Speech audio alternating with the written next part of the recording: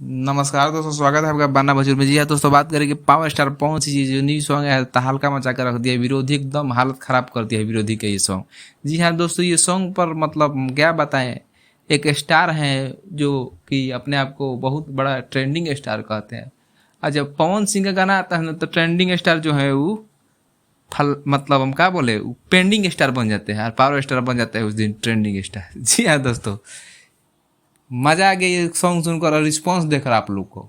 ऐसे ही ज़्यादा से ज़्यादा उस गाना को सुनते रहिए और शेयर करते रहिए व्हाट्सएप ग्रुप से लेकर फेसबुक तक, और व्यू बढ़ाते रहिए क्योंकि विरोधी जले, क्योंकि विरोधी जलते हैं तो मज़ा आता है हम लोग को।